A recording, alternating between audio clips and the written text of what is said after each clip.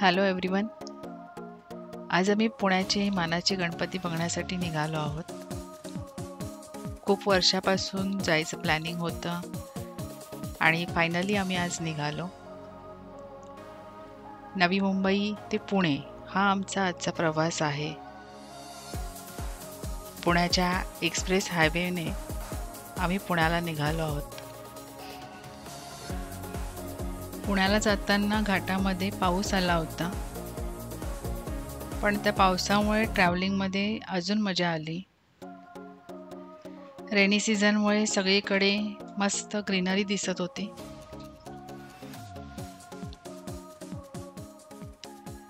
दरवर्षी महाराष्ट्रात सर्वत्र सार्वजनिक उत्सव साजरा केला जातो, विशेषतः पुण्यात, कारण लोकमान्य बाळ गंगाधर टिळक यांनी पुण्यातूनच सार्वजनिक गणेशोत्सवाला सुरुवात केली होती. पुण्याचे मानाचे 5 गणपती हे गणेशोत्सवाचे मुख्य आकर्षण आहे.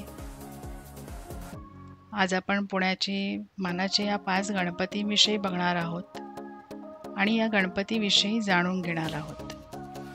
पुणे हे शहर सांस्कृतिक शहर म्हणून ओळखलं जातं. तसंच विद्येचं माहेरघर म्हणूनही पुण्याची एक वेगळीच ओळख आहे. आम्ही अशा प्रकारे प्रवास करून हॉटेल अरोरा टॉवर इथे आम्ही आज स्टे करणार आहोत.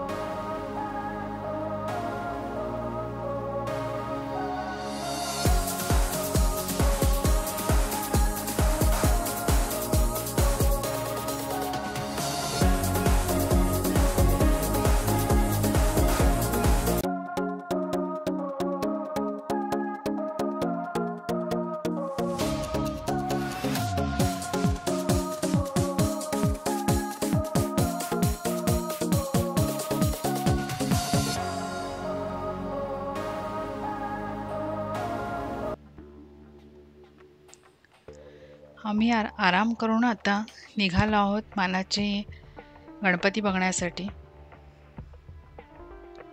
हॉटेलपासून हार्डली 15-20 मिनिटावरच हे गणपती आहेत.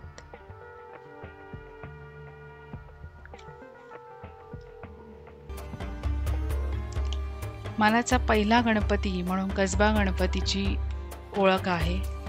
पुण्याचे ग्रामदैवत म्हणून ओळखला जाणारा हा कसबा गणपती शनिवार वाड्याजवळ कसबा पेठ येथे कसबा गणपतीचे पेशवेकालीन मंदिर आहे. या मंदिराला 14 वर्षाचा इतिहास आहे.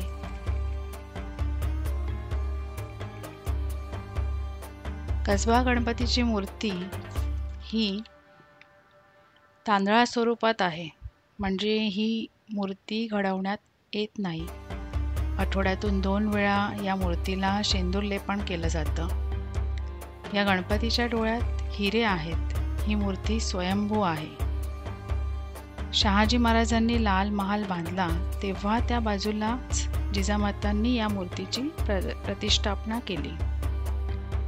पुण्याच्या विसर्जन मिरवणुकीचा प्रारंभ कसबा गणपतीपासूनच होतो.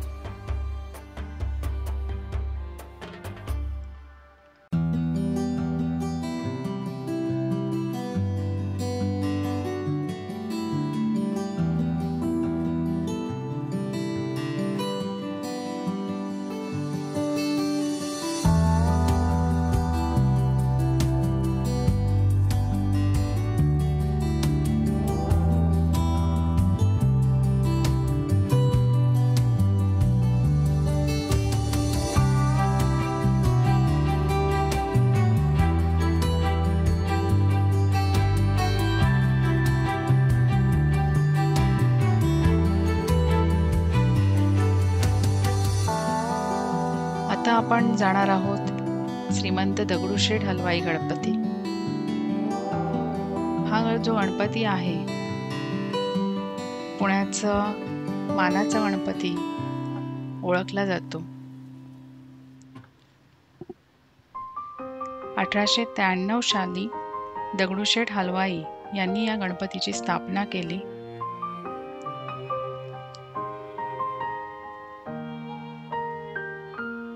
ही मूर्ती केवळ अडथळे दूर करण्याचं प्रतीक नाही, तर भक्ती, श्रद्धा आणि निस्वार्थ सेवेचं प्रतीक आहे. दगडूशेठ हलवाई हे एक सुप्रसिद्ध मिठाईचे व्यापारी होते. पुण्यातील बुधवार पेठेतील दत्त मंदिर तेथे त्यांची राहायची इमारत होती. पुण्यामध्ये आलेल्या प्लेगच्या साथीमध्ये श्रीमंत दगडूशेठ हलवाई यांच्या मुलाचं देहावसान झालं. त्या घटनेमुळे त्यांच्या पत्नी आणि ते दोघेही दुःखी होते आणि त्या दरम्यान माधवनाथ महाराजांनी त्यांचं सांत्वन करत त्यांना एक दत्ताची मूर्ती आणि एक गणपतीची मूर्ती तयार करा असं सांगितलं होतं. आणि त्याप्रमाणे त्यांनी दत्त महाराज आणि गणपती या दोघांची मूर्ती बनवली आणि त्या दिवसापासनं या गणपतीचं नाव दगडूशेठ हलवाई गणपती या नावानेही ओळखलं जातं. या गणपतीची प्राणप्रतिष्ठापना ही लोकमान्य टिळकांच्या हस्तेच झाली होती.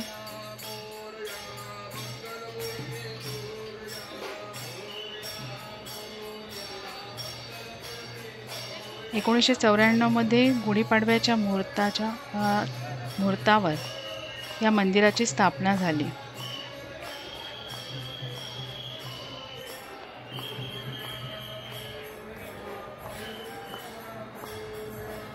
मूर्तीच्या सोंडेवर नक्षीकाम उत्कृष्ट कलाकारीचा नमुना आहे. मूर्तीचे डोळे हे महत्त्वाचे वैशिष्ट्य. कोठूनही पाहिले तरी गणपती आपल्याकडेच पाहतोय याची प्रचिती दर्शन घेणाऱ्या भाविकांना होते.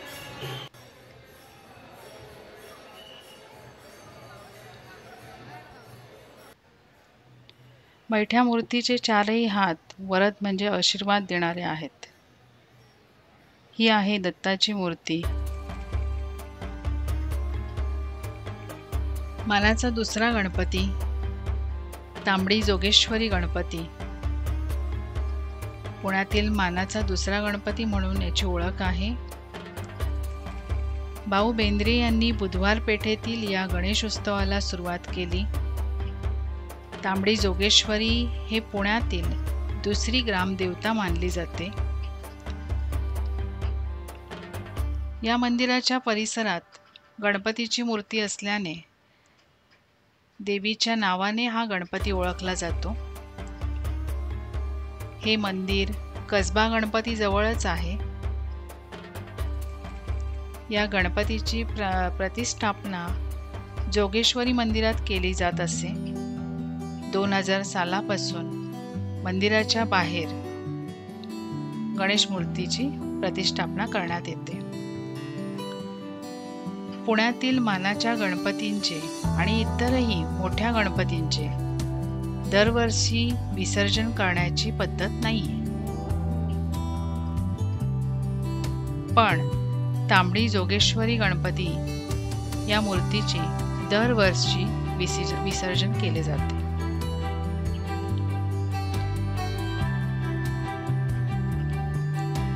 आता आपण मानाचा तिसरा गणपती बघण्यासाठी निघालो आहोत. गुरुजी तालीम गणपती.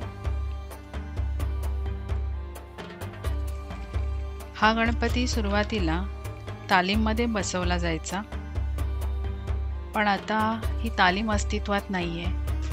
याचबरोबर म्हणजे लोकमान्य टिळकांना गणेशोत्सव सुरू करण्यापूर्वी 5 वर्ष आधीच म्हणजे 1984 साली या गणपतीचा उत्सव सुरू झाला. हिंदू मुस्लिम ऐक्याचं प्रतीक म्हणून हा गणपती ओळखला जातो.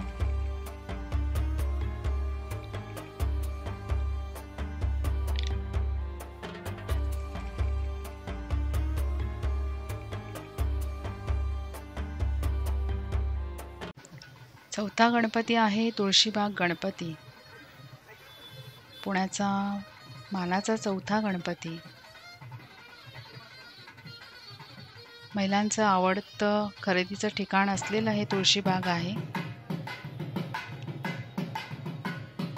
या तुळशीबागेमध्ये या गणपतीची प्रतिष्ठापना 1900 साली करण्यात आली होती. ही मूर्ती फायबरची आहे.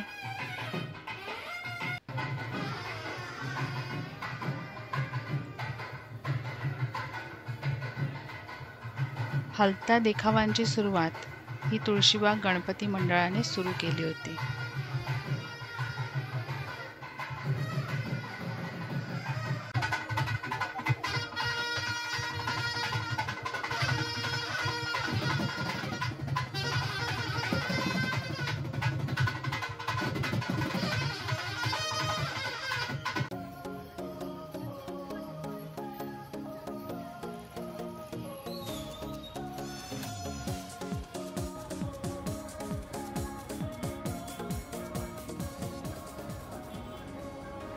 पूर्ण दिवसही कमी पडणार हे गणपती बघण्यासाठी. आम्ही हे 4 मानाचे गणपती बघितल्यानंतर डिनरसाठी हॉटेलच्या बाहेरच जवळच एक रेस्टॉरंट होतं, इथे गेलो. पाऊस असल्यामुळे आम्ही जास्त काही फिरलो नाही.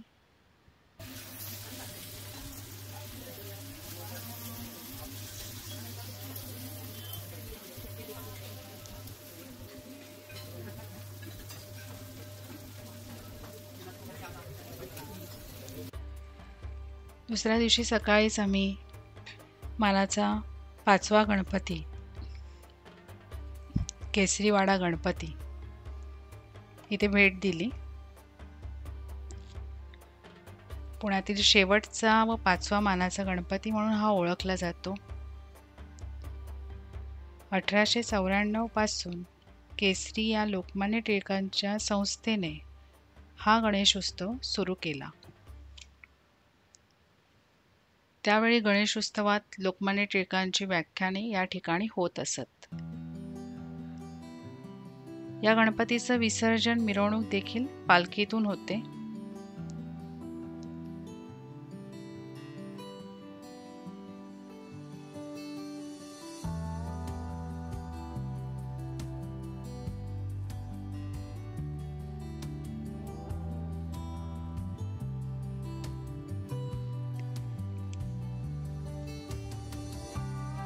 ही लोकमान्य टिळक यांची रूम आहे. लोकमान्य टिळक जेव्हा हयात होते तेव्हा या ठिकाणी ते त्यांच्या रूममध्ये वाचन लिहिणं ह्या गोष्टी त्यांच्या असायच्या.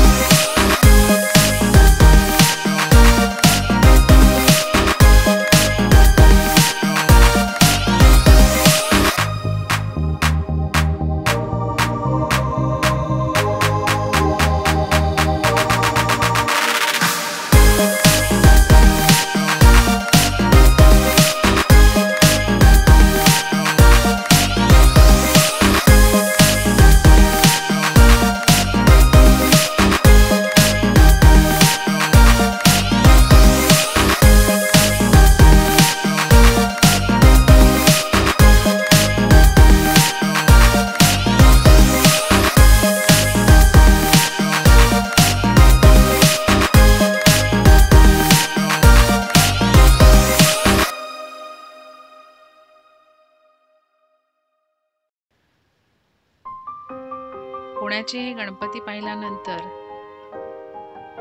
ते बोलतात ना, पुणे तिथे काय उणे, हे खरं आहे. तुम्ही सुद्धा पुण्याचे मानाचे गणपतींना नक्की भेट द्या. धन्यवाद.